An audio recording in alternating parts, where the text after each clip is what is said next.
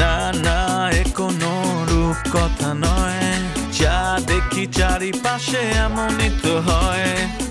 একটু প্রেম আর একটু অভিনয়, কেউ কেউ করে শুধু নয় চায়। সিটি লাইফে সব দেখে নাও হে, সিটি লাইফে সব দেখে নাও হে, সিটি লাইফে সব দেখে নাও হে, সিটি লাইফে সব দেখে নাও হে। এটাও যেন যে আমার মুড খুব সুইং করে, আমি আনস্টেবল একটা মেয়ে। সত্যি বলার মধ্যে যে একটা আনন্দ, একটা শান্তি, এটা আর অন্য কোথাও পাওয়া যায় না। Wow, congratulations. গুড। আসলে সত্যি বলতে কি, এটা কোনো কথা বললেন? হ্যাঁ মানে তুমি, সরি, আপনি দিছেন যে ড্রেসগুলা, সেগুলো আমি লকেটে ধরতে দিব? জীবনেও না।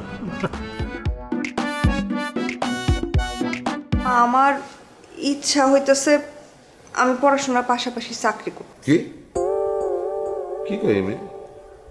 ফাইজলামি করস তুই? গ্রাম থেকে শহরে আসার মূল কারণ ছিল তুই লেখাপড়া করবি ইউনিভার্সিটিতে, হ্যাঁ? এখন তুই পড়ার মাঝপথে বলতেছিস চাকরি করবি? কোনো কথা না, আগে লেখাপড়া শেষ করবি, তারপর চাকরি বাকরি অন্য ধান্দা। আরে তোর বাবা তো ঠিকই বলছে, চাকরি করতে গিয়ে যদি পড়াশোনাটার ক্ষতি হয় তখন কি হইব? ক্ষতি হইব না আম্মা, আমি এসএসসি বা ইন্টারে পড়লে আমি জীবনে এই কথা বলতাম না। আমি তো ভার্সিটিতে পড়তেছি। আর নিচে আমাদের বাড়িয়ালির মেয়ে নাবিলা আপু, সেও তো পড়াশোনার পাশাপাশি চাকরি করতেছে। আমাদের ইউনিভার্সিটিতে এরকম আমার ফ্রেন্ড আছে, ক্লাসমেট আছে, তারাও কিন্তু পড়াশোনার পাশাপাশি চাকরি করে, টিউশনি করে। অসুবিধা হয় না আব্বা। যাদের সমস্যা আছে, যাদের টাকার দরকার, তারা করুক চাকরি। তোর সমস্যা কি? হ্যাঁ, তোর কোনো খরচাপাতি আমি কম দিতেছি? হ্যাঁ আব্বা সেটা ঠিক আছে, কিন্তু চাকরি করলে তো নিজের হাত খরচটা তুলতে পারতাম। আম্মা তুমি একটু আব্বারে বুঝা বলো না, তুমি বললে আব্বা রাজি হইব। আচ্ছা ঝুমুর এত করে যেহেতু বলতেছে, আমরা আরেকটু ভাইবা চিন্তা কথাটা বলি। আর ঝুমুর তো এই পর্যন্ত কোনো ভুল সিদ্ধান্ত নেয় নাই, এতদিন পর্যন্ত যা সিদ্ধান্ত নিচ্ছে সব কিছুই ঠিক ছিল। ওর যদি পড়াশোনার ক্ষতি না হয় আর নিজের খরচ যদি নিজে চালাইতে পারে, তাহলে একটা চাকরি দেখলে কি হয়, তুমি কি বলো? আমার বলার কিছু বাকি আছে? হ্যাঁ, তুমি বইলা ফেলাইছো, এরপর আমি কিছু বলতে পারবো? হয়েছে এরকম কখনো? রাগ হয়েও না, দুইজন মত দিলেই তো দেখবো, আর বললেই তো চাকরি পাই যাবো না। নাকি তুই চাকরি পাই গেছো? না মা, কি বলো তুমি? আমি তো তোমাদের কাছ থেকে অনুমতি নেওয়ার জন্যই আসছি। এই তো দেখছো, আমরা দুইজন যদি অনুমতি দেই তাইলে সে চাকরি খুঁজবো, তারপর যদি তার মনের মতো হয়, পড়াশোনার ক্ষতি না হয়, তাইলে সে চাকরিটা করবো। তাহলে ঠিক আছে, অনুমতি দিলাম না। আব্বা আব্বা অনুমতি দাও না আব্বা। আব্বা আমি কথা দিতেছি, পড়ালেখার কোনো ক্ষতি হইব না। আমি একটা সিভি তৈরি করি, সিভি তৈরি করে কয়েকটা কোম্পানির মধ্যে আমি মেইল করি। যদি আমার ইন্টারভিউতে ডাকে তাইলে না চাকরি হইব, ইন্টারভিউতে ডাকলেই যে চাকরি হইব এমন তো কোনো কথা নাই। তুমি শুধু একটু অনুমতি দাও। এত করে বলতেছে, রাজি হোক। ঠিক আছে। থ্যাংক ইউ আম্মা, থ্যাংক ইউ আব্বা। পড়ালেখার কোনো ক্ষতি হইব না। আমি তোমাদের জন্য চা নিয়ে আসতেছি। একটু চিনি দিস। আব্বা তোমার ডায়াবেটিস? আরে মিষ্টি তো খেতে চাই নাই, চাকরি উপলক্ষে একটু চিনি চা খেতে চাইছি। দিব? আম্মা বলছে আধা চামচ। চলবে।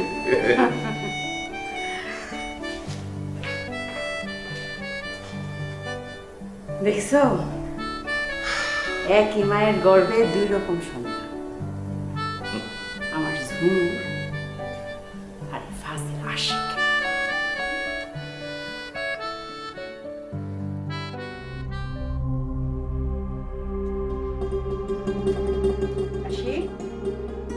মা আহো।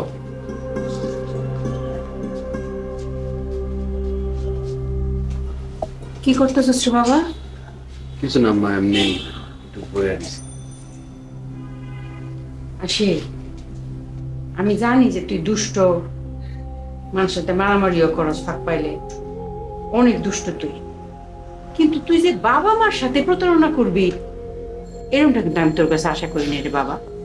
এটা একদিন দুই দিনের ব্যাপার না, দিনের পর দিন তুই এই কাজ করে গেছস। এটা কি ঠিক হলো আশিক? তারপরে কি এই কাজ করার পরও তুই হাসিতে খুশিতে বসতেছস, ঘুমাইতেছস, খাইতেছস, এটা কেমনে সম্ভব? আমি যা করার করছি, আমি তো কইছি আমার ভুল হয়েছে। এর লেগে আমার বন্ধুরা লোক হাসি হয়ে কথা কইতাম না। আমি তো এরকম করলে গলায় ফাঁসি দিয়া মরতাম। তুমি কি চাও তোমার হাসি গলা ফাঁস দিই? না বাবা, আমি এসব চাই না। তুই আমার এমনিতে অনেক ভেজাল করছস, আর নতুন করে কোনো ভেজাল করিস না বাবা। শোন বাবা, তুই যে বললি তুই ব্যবসা করবি, কি এর ব্যবসা, কি অবস্থা? মা, আমি অনেকের লোকে আলাপ আলোচনা করছি, অনেকে অনেক রকম বুদ্ধি দিয়েছে, কারো বুদ্ধি না আমার ভালো লাগতেছে না। আচ্ছা মা, তোমার তো মাথায় অনেক বুদ্ধি, তোমার কাছে কোনো আছে কিছু যে ব্যবসার পরিকল্পনা আছে, কি করলে কি ভালো হইব? বাবা রে, অন্য মানুষের জন্য হইলেও আমি দিতে পারতাম, কিন্তু তোর জন্য আমার কোনো ব্যবসা, তুই যে কি করবি এটা আমার মাথার মধ্যে কোনো কিছু আসে না রে বাবা। আমার মাথার মধ্যে কিছু নাই, তোর জন্য আমার কিচ্ছু নাই বাবা। যা করছে তুই করছো, বাবার টাকা পয়সা তো যা মন চাইছে তাই খরচ করছস, অনেক নষ্ট করছস। শোন বাবা, তোরে আমি 3 দিন সময় দিলাম। এই 3 দিনের মধ্যে তুই যদি কোনো ব্যবসার কথা মাথায় আনতে পারোস, সেই ব্যবসা করবি, নাহলে কিন্তু তোর এই বাসা ছেড়ে চলে যেতে। তুমি যে কথাগুলো আমার কইলা, আব্বা কি জানে? বাবা রে, এগুলি আমার কথা না, তোর আব্বা তোর এই কথাগুলি করার জন্য আমার এখানে পাঠাইছে, আর আমার হাতেও কিছু নাই। আমি একটা সহ্যের সীমা ছাড়াই গেছে তো এসব কর্মকাণ্ড। আমিও কিন্তু কঠিন সিদ্ধান্ত নিই। 3 দিনের মধ্যে তুই যদি কিছু না করতে পারোস, আমি কিন্তু এর ঘাট ধাক্কা দিয়ে এই বাড়ি থেকে বাইর করে দিই। আমার হাতে আর কোনো কিছু নাই। এই কিন্তু শেষ কথা।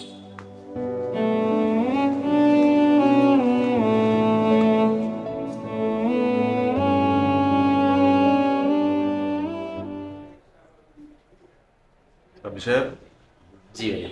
কেমন আছেন? তেমন একটা ভালো না। ভালো থাকবেন কিভাবে? আপনার তো নিজের কোনো ব্যবসা বাণিজ্য নেই, সব অন্যের ব্যবসা করেন, তাই না? এই বাথরুমের লাইন ঠিক করেন, পাইপ লাইন, রান্নাঘরে গ্যাস লাইন, ড্রয়িং রুমের ডিশ লাইন, পরে ব্যবসা করলে আর ভালো থাকবেন কিভাবে? ভাই, বাবলির জন্মটা আসলে এর লেগেই হয়েছে, মানে পরের উপকার করার জন্য। আমি মরার আগ পর্যন্ত ভাই মানুষের উপকার করেই যাব, বুঝতে পারছেন? খুব ভালো অভ্যাস, মানুষের উপকার করা খুব ভালো অভ্যাস। এই অভ্যাসটা আপনি রাখবেন, ঠিক আছে? আপনার ইনকাম সোর্স কি? বুঝি ধরেন আপনার বাসার ডিশের লাইন নাই, আমি বললাম আমার অফিস থেকে এসে লাগাই দিয়ে গেল। আপনার টিউবলাইট নষ্ট, লাগাই দিয়ে গেল। তারপরে ধরেন যে যে বিভিন্ন বাসার গ্যাসের পাইপ নষ্ট হয়ে গেছে, জং হয়ে গেছে, এটা আমার কোম্পানিতে এসে লাগাই দিয়ে গেল। তারপরে ধরেন ওই যে আন্ডার ড্রেনের মুখগুলো যে হারাই যাচ্ছে, চুরি হয়ে যাচ্ছে, এগুলো লাগাই দিয়ে যাচ্ছি। আর এই যে ক্লাবটা তো আমি চালাই, ভাড়া দেয় কেউ, 6 মাসের ভাড়া জমছিল, এটা ক্লিয়ার করলাম। ইনকাম ভালোই হয়, কারণ জি, খুব ভালো হয়। জি ভাই। ইনকাম আপনার এত ভালো হয়, তাহলে কিবরিয়া সাহেবের 10 লাখ টাকা ফেরত দেন না কেন? ইয়া মানে হিবু ভাই, আসলে এটার একটা বড় ইতিহাস আছে। ইতিহাস শোনার জন্য আমি এখানে বসে নেই। অনেকবার আপনাকে রিমাইন্ড দেওয়া হয়েছে, অনেকদিন ধরে আপনার পেছনে ঘুরছে, 2 সপ্তাহ ধরে আমার কাছে বিচার নিয়ে ঘুরছে, ঠিক আছে? টাকাটা আপনি দেন না। কিবরিয়া সাহেব আসবে অন দ্য ওয়ে, ঢাকার বাইরে ছিল, ফ্লাইটে উঠছে, ঠিক আছে?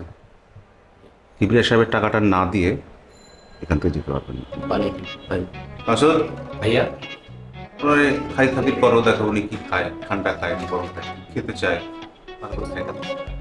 আচ্ছা কিবরিয়া সাহেবের টাকাটা দিয়ে তারপরে কিন্তু যাবেন, আর কোনো কথা হবে না, ভাই, আমি আর কোনো কথা হবে না। একটা ফোন আর তাকে ফোন দিন। Faisal,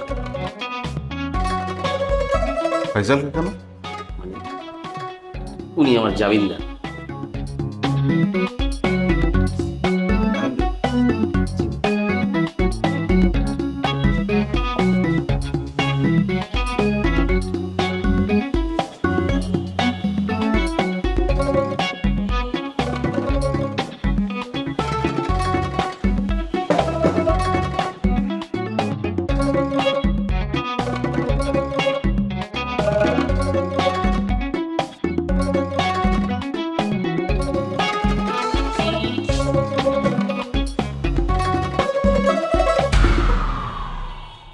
good morning.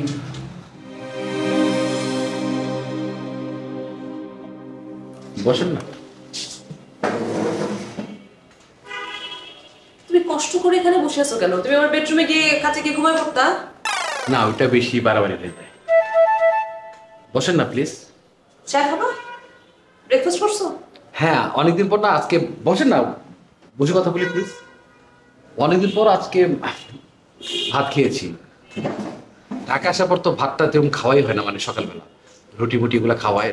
আলু ভর্তা করছে আম্মা, তারপর কালকে রাতে গরু মাংস রান্না করছিল, একটা ডিম ভাজি করতে বলছিলাম, ভাত খেয়েছি। চা, গরম গরম চা এনে দিতে চা খাবে? চা কয় চামচ চিনি বলো? দুধ চা তো অবশ্যই। হ্যাঁ, দুধ চা। আচ্ছা আচ্ছা, আমি এখন না খাই, আমরা কথা শেষ করে তারপরে লাস্টে যাওয়ার সময় চা খেয়ে যাবো। ঠিক আছে, অবশ্যই। মানে আমার আসার উদ্দেশ্য কিন্তু আপনি ভাবতে পারেন যে হয়তো আজেরা কোনো কাজে আসছি, অপ্রয়োজনীয়, কিন্তু না, আমি একটা বিপদে পড়েই আসছি। বাসা তো অলরেডি আপনি জানেন যে আমি বলে ফেলেছি যে আমার চাকরিটা নাই বা চাকরি করি না আমি। এখন যেহেতু ব্যবসা করবো বলে ফেলছি, ওনারা ব্যবসায় রাজি হয়েছে, কিন্তু আম্মা আবার একটু প্যারামি করতেছে। আমাকে বলছে যে 3 দিনের মধ্যে তাকে জানানোর জন্য যে আমি কি ব্যবসা করব। তো এখন যদি আমি 3 দিনের মধ্যে জানাতে না পারি, উনি বলছে যে আপনার বাসায় চলে আসতে। কি করবো বুঝতেছি। লাগেজ নিয়ে এসছো? ও না, মানে আম্মা বলছে বাসা থেকে বের করে দিতে। খুব ভালো হয়েছে, বের হয়ে যাও বাসা থেকে। আমি শুনেছি যে তোমার ছেলেদের সিঙ্গেল মেস কি যেন আছে না, 1 বেড মেস কি একটা ব্যাপার আছে, 3000 টাকা ভাড়া, টাকাটা আমি তোমাকে দেবো, বাসা থেকে বের হয়ে চলে যাও।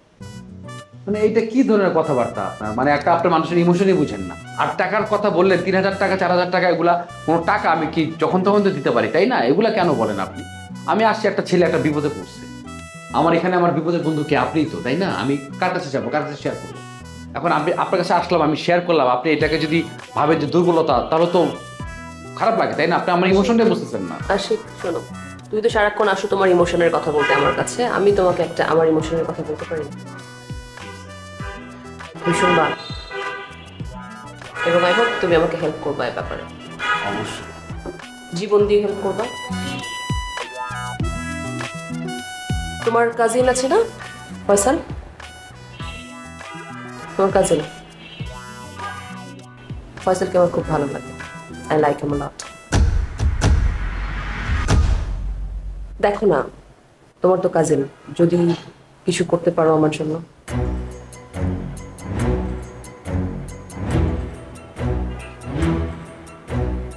পারবা হেল্পটা করতে আমার?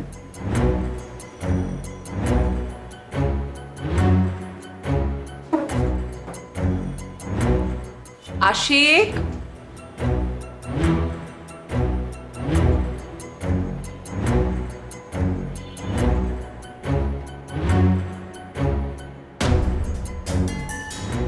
ফয়সাল, জি এই বাবলি সাহেবকে তুমি কতদিন চেনো?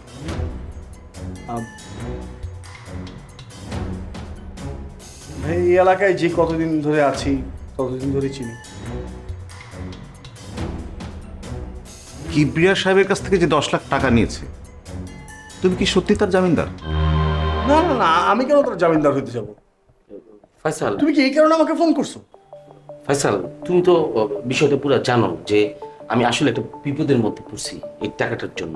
এই যে মানে যারে টাকাটা দিছি, মানে মামা, সে তো ইন্ডিয়া অপারেশনের জন্য গেছে, সে আর ফিরে আসে নাই, ফোনও ধরে না। মানে তুমি একটু বুঝাই বলো না যেতে। আমি কি বলবো ভাই? মানে ভাই আসলে বিষয়টা আপনাকে আমি বুঝিয়ে বলবো না। বুঝছি, সবই বুঝছি। এখন তাহলে তো কনভিন্স না, এখন তাহলে কি আমি কি করবো?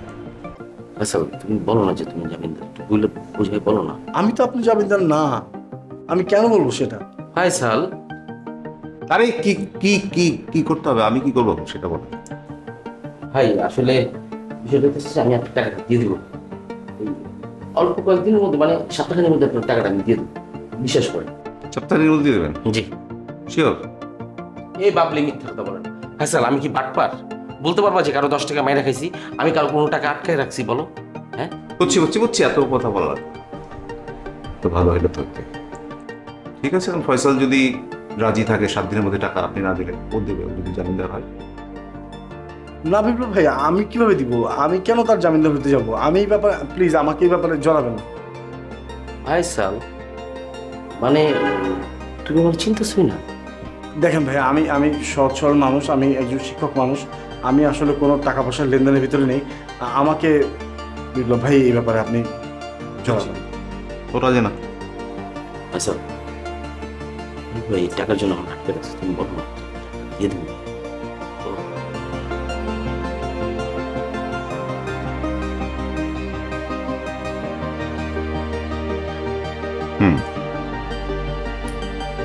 এখন ভাই আপনার এক সপ্তাহের মধ্যে টাকাটা পরিশোধ করে দেবেন।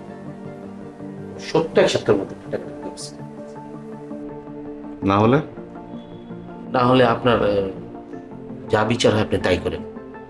আপনি যেটা বিচার করবেন আমি সেটাই মাইনে নেব। 7 দিন পরে এরকম 10টা ফয়সাল নিয়ে আসলে আমার কোনো কাজ হবে না, এখানে টাকা দিয়ে তারপরে যেতে হবে, মনে থাকবে?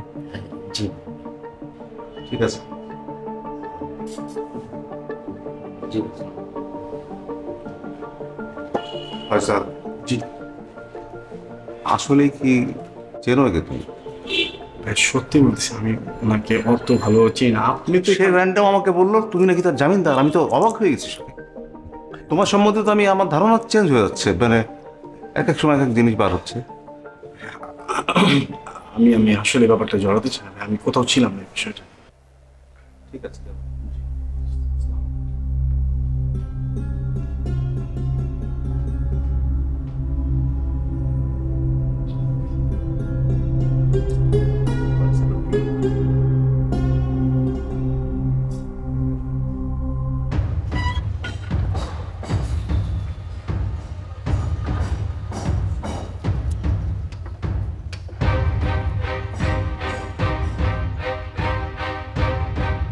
এই তোমার কমন সেন্স নাই? হ্যাঁ, তোমাকে মানা করছি না? করছি কিনা বলো? কতবার তোমাকে মানা করছিস তুমি এই 10 লক্ষ টাকা নিয়ে আর কোনো ঝামেলা পাকাবা না? আজকে তোমার কারণে আমার বাড়িওয়ালার সাথে আজকে আমার এই বসে বিচার সালিশ করতে হচ্ছে। কেন? তোমাকে আমি বলছি না তুমি গ্যারান্টার ম্যানেজ করো, আমি তোমাকে ব্যাংক থেকে লোন করে দিচ্ছি, তারপর তোমার সাথে আমার এগুলো নিয়ে কথা বলতে হচ্ছে কেন? আর কত শুরু করবো তুমি আমাকে ভাই? আরে ফাইসাল, আমার কথাটা কি শুনো না রে ভাই। মানে আমি সত্য কথা বলি, আসলে ঘটনাটা কি, মানে ও যে আমার এক আঙ্কেল আছে, হ্যাঁ, তার ইমার্জেন্সি অপারেশনের কথা, তো তার একটা জায়গা আছে বেরিবাগ, সে বলছে সেটা বিক্রি করবে। তা আমাকে বলছে, আমি আবার কিবরিয়া ভাইকে নিয়ে গেছি তার কাছে। কিবরিয়া ভাই তাকে 10 লাখ টাকা দিছে এবং বলছে সে অপারেশন শেষ করে ইন্ডিয়া থেকে আসার পর সবকিছু লেখা দিবে, মানে দলিল টলিল করে দিবে। কারণ আঙ্কেল ইন্ডিয়া যাওয়ার পর আর ফিরে আসা, কিবরিয়া ভাই বলতেছে তার 10 লাখ টাকা ইমার্জেন্সি লাগবে। এই টাকাটার জন্য আমি বিভিন্ন লোকের কাছে যেতেছি, মানুষ চিপে বলে যে সত্যটা বলে সেটাই বলে দিলাম। আর কার উপকার করতে এসে যে মানুষ কি বিপদে পড়ে এটা মানে আমি এটা টের পাইতেছি এখন, বুঝছো? এই যে ইমোশনাল গেম খেলতেছো না আমার সাথে, এটা উপর পর্যন্ত ঠিক ছিল। আমার সাথে কোনো ইমোশনাল গেম খেলবা না তুমি। খবরদার যদি আর একটা মিথ্যা কথা বলছো তুমি আমার সামনে। স্যার, আমি তোমাকে একটা কথা বলি, তুমি কথা শুনবা? তুমি নাবিলারে বিয়ে করে ফেলো না, মানে নাবিলার মা তোমাকে পছন্দ করে। তুমি যদি নাবিলারে বিয়ে করে ফেলো তাহলে তুমি তো আমার বড় গ্যারান্টেড। নাবিলার মা আমার 10 লাখ টাকা দেবো, আমি ঝামেলা।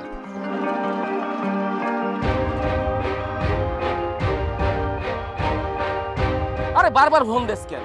100 বারই করতে দিব। আর গরুর মাংস, হ্যাঁ গরুর মাংস কি আনবো? তাহলে বাবুর্চি কি করতেছে? বাবুর্চি রে খবর। এই ফোনটা রাখো। আরে পুরি ব্যবস্থা। ফোন রাখো তুমি। আচ্ছা রাখ ফোন রাখ।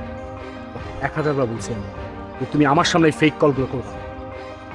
তুমি আমার চেয়ে বয়সে বড়, কিন্তু তোমাকে আমি বলতে বাধ্য হচ্ছি, কুকুরের লেজ কখনো সোজা হয় না। এর আগেও বিপ্লব ভাইয়ের সাথে আমার বসতে হয়েছে তোরা লকেটের একটা ইস্যু।